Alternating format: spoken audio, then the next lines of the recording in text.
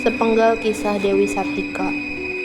Dewi Sartika lahir di Bandung pada 4 Desember 1884 dan meninggal dunia di Tasikmalaya 11 September 1947 pada usia 62 tahun. Ia merupakan tokoh perintis pendidikan untuk kaum perempuan.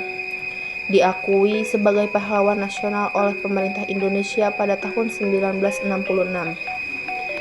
Ayahnya, Raden Sumargara, adalah seorang pejuang kemerdekaan. Terakhir, sang ayah dihukum dibuang ke Pulau Ternate oleh pemerintah Hindia Belanda hingga meninggal dunia di sana. Dewi Sartika dilahirkan dari keluarga priyayi Sunda, Nyi Raden Raja Permas dan Raden Sumarnagara. Meski melanggar adat saat ini, orang tuanya bersikukuh menyerahkan Dewi Sartika ke sekolah Belanda pula.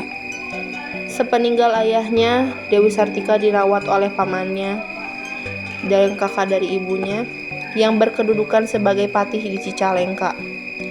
Dari pamannya, beliau mendapatkan didikan mengenai kesundaan, sedangkan wawasan kebudayaan barat diperolehnya dari berkat didikan seorang nyonya asisten residen bangsa Belanda.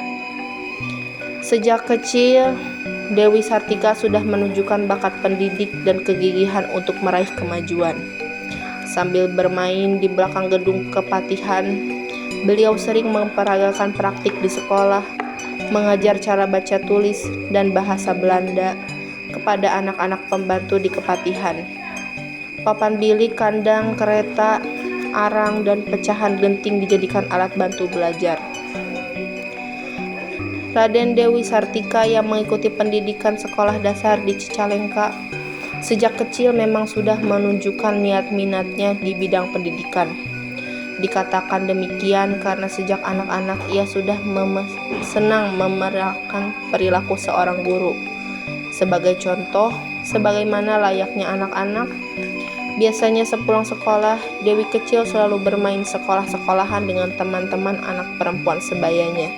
Ketika itu ia sangat senang berperan sebagai guru.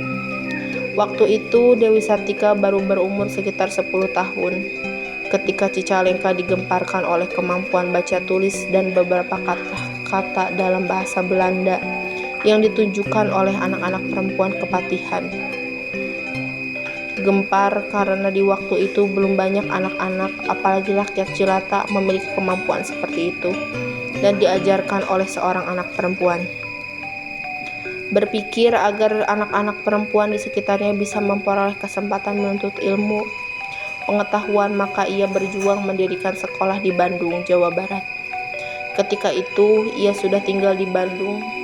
Perjuangannya tak sia-sia dengan bantuan R.A. Martanegara, kakeknya, dan Den Hemmer yang menjabat sebagai inspektur kantor pengajaran ketika itu. Maka pada tahun 1904 dia berhasil mendirikan sebuah sekolah yang dinamainya Sekolah Istri. Sekolah tersebut hanya 2 kelas sehingga tidak cukup untuk menampung semua aktivitas sekolah. Maka untuk ruang belajar ia harus menjamin sebagian ruang kepatihan di Bandung. Awalnya muridnya hanya 20 orang. Murid-murid yang hanya wanita itu diajar berhitung, membaca, menulis, menjahit, merenda, menyulam, dan pelajaran agama. Sekolah istri tersebut terus mendapatkan perhatian positif dari masyarakat. Murid-murid bertambah banyak, bahkan ruang kepatihan Bandung yang dipinjam sebelumnya juga tidak cukup lagi menampung murid-murid. Untuk mengatasinya, sekolah istri pun kemudian dipindahkan ke tempat yang lebih luas. Seiring perjalanan waktu, 6 tahun sejak didirikan pada tahun 1910, nama sekolah istri sedikit diperbarui menjadi Sekolah Keutamaan Istri. Perubahan bukan cuma pada nama saja, tapi pada mata pelajaran juga bertambah. Ia berusaha keras mendidik anak-anak gadis agar kelak bisa menjadi ibu rumah tangga yang baik, bisa berdiri sendiri, luwes, dan terampil. Maka untuk itu, pelajaran yang berhubungan dengan pembinaan rumah tangga banyak diberikannya. Untuk menutupi biaya operasional sekolah, ia membanting tulang mencari dana. Semua jerih payahnya itu tidak dirasakannya jadi beban. tapi berganti menjadi kepuasan batin karena telah berhasil mendidik kaumnya. Salah satu yang menambah semangatnya adalah dorongan dari berbagai pihak, terutama dari Raden Kadurungan Agah Suryawinata, suaminya, yang telah banyak membantunya mewujudkan perjuangan, baik tenaga maupun pemikiran. Pada tahun berikutnya di beberapa wilayah Pasundan, bermunculan beberapa sekolah istri, terutama yang dikelola oleh perempuan-perempuan Sunda yang memiliki cita-cita yang sama dengan Dewi Sartika. Pada tahun 1912 sudah berdiri 9 sekolah istri di kota-kota kabupaten. Memasuki usia ke-10, tahun 1914 nama sekolahnya diganti menjadi Sekolah Keutamaan Istri. Kota-kota kabupaten wilayah Pasundan yang belum memiliki sekolah keutamaan istri tinggal 3 atau 4 Semangat ini menyeberang ke Bukit Tinggi, di mana sekolah keutamaan istri didirikan oleh Enrik Ramasoleh. Seluruh wilayah Pasundan lengkap memiliki sekolah keutamaan istri di tiap kota kabupatennya pada tahun 1920, ditambah beberapa yang berdiri di kota Kawedanaan.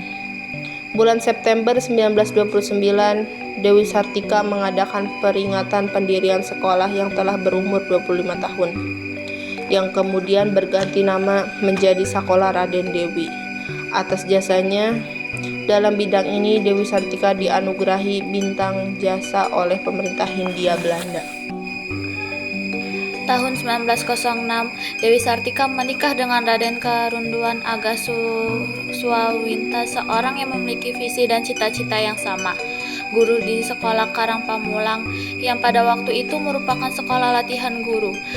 Dewi Sartika meninggal 11 September 1947 di Tasikmalaya dan dimakamkan dengan suatu upacara pemakaman sederhana di pemakaman Cigagadon, Desa Rahayu, Kecamatan Cineam.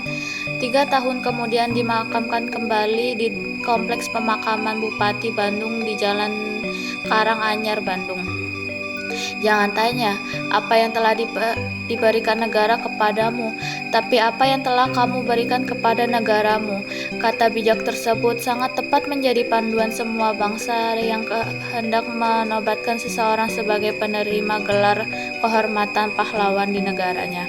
Terlepas dari bentuk atau cara perjuangannya, seseorang pahlawan pasti telah berbuat sesuatu yang heroik untuk bangsanya sesuai dengan kondisi zamannya. Demikian halnya dengan Raden Dewi Sartika. Jika pahlawan lain melakukan perjuangan untuk bangsanya melalui perang frontal seperti angkat senjata, Dewi Sartika memilih memperjuangkan melalui pendidikan, yakni dengan mendirikan sekolah. Berbagai tantangan, khususnya di bidang pendanaan operasional sekolah yang didirikannya sering dihadapinya. Namun, berkat kegigihan dan ketulusan batinnya untuk membangun masyarakat negerinya, sekolah yang didirikan sebagai sarana pendidikan kaum wanita bisa berdiri terus, bahkan menjadi panutan di daerah lainnya. Dewi Sartika atau kerap dipanggil Uwi, lahir pada 4 Desember 1884. Sejak kecil, Uwi sudah menunjukkan bakatnya dalam mengajar. Orang tuanya yaitu Raden Samonagara dan Nyi Raden Raja Permas bersekuku untuk menyekolahkan Dewi Sartika. Bu, bagaimana jika kita tetap menyekolahkan Uwi ke sekolah Belanda? Sebenarnya saya sangat setuju, Kanda. Namun, bukankah hal ini bertentangan dengan adat saat ini, wahai Kanda?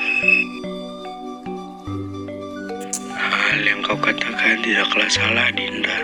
Akan tetapi melihat semangat Uwi dalam belajar, Kanda merasa menyekolahkannya adalah pilihan yang baik. Panggil Uwi ke sini.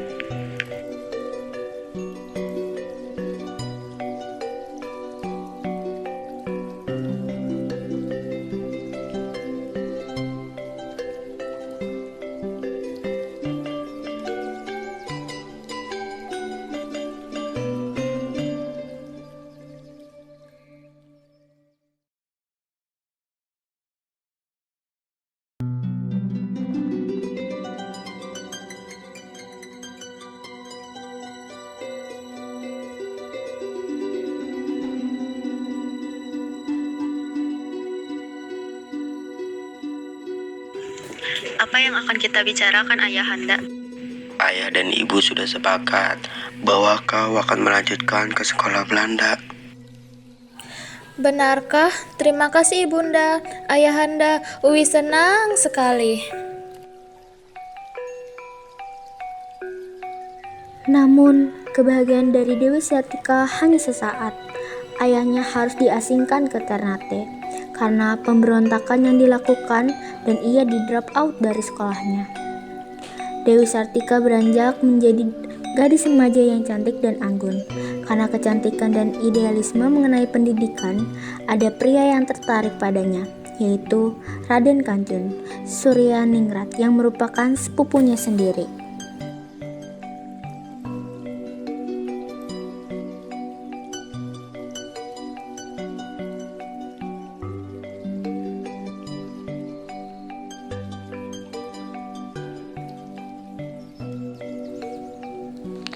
Dewi, maukah kau menikah denganku? Maaf Raden Kanjun, saya belum berniat untuk melangsungkan pernikahan, Raden. Kenapa? Apakah aku kurang pantas untukmu? Bukan begitu. Kita memiliki prinsip yang berbeda-beda, Raden. Aku lebih mementingkan pendidikan, sedangkan engkau lebih mengarah pada kekuasaan. Kita memiliki prinsip yang berbeda, Raden.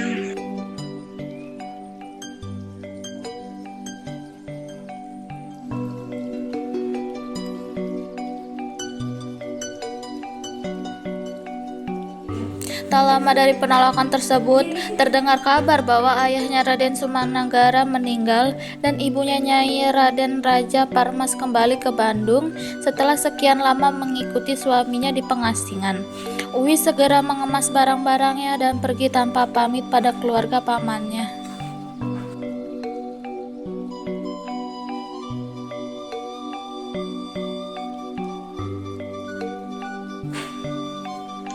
Ibu, maafkan Dewi, Ibu. Maafkan Uwi. Tidak. Kamu tidak bersalah, nak. Kamu adalah gadis yang cerdas. Buatlah ayah dan ibumu bangga. Ayah, Dewi berjanji.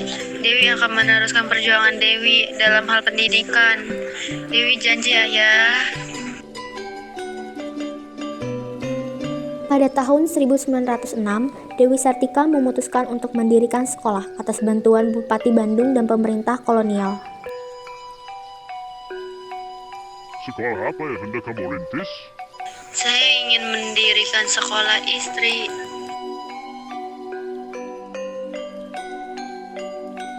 Why? Kamu hendak mendirikannya? Saya ingin menambahkan kepada perempuan bumi putra sebagai perempuan. Mereka harus bisa segala-galanya, agar mereka punya rasa percaya diri terhadap kemampuannya, dan tidak melulu bergantung pada suami, apalagi pada belas kasihan orang lain. Good. I like your plan. Semenjak itu, akhirnya sekolah khusus bagi perempuan pribumi berdiri untuk pertama kalinya di Hindia Belanda, alias di Indonesia. Dewi Sartika lantas menemui saudaranya Nyai Purwa dan Nyi Owit untuk meminta bantuan.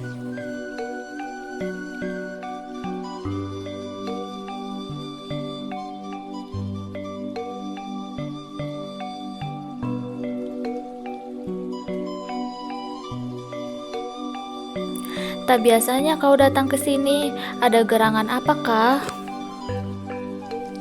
Benar, adakah yang ingin kau tanyakan, Wi? Begini Kak Purwa, Kak Uwit. Uwi berniat mengajak kakak-kakak untuk membantu Uwi mengajar di sekolah baru Uwi, Kak. Sekolahmu sudah didirikan, benarkah? Selamat, Wi. Akhirnya Wi kecil kita yang dulu mewujudkan cita-citanya. Benar, kami akan siap membantu sebisa kami, Dik. Kami yakin perjuanganmu tak akan sia-sia, Wi. Teruslah membuat kami bangga. Terima kasih Kak, Dewi akan berusaha.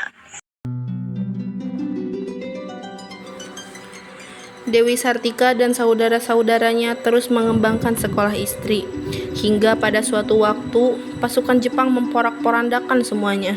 Saat itu, Dewi Sartika dan lainnya berjalan menuju Bandung Selatan.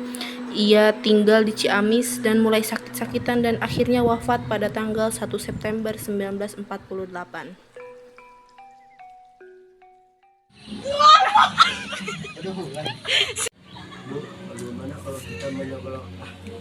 Jangan nutup muka.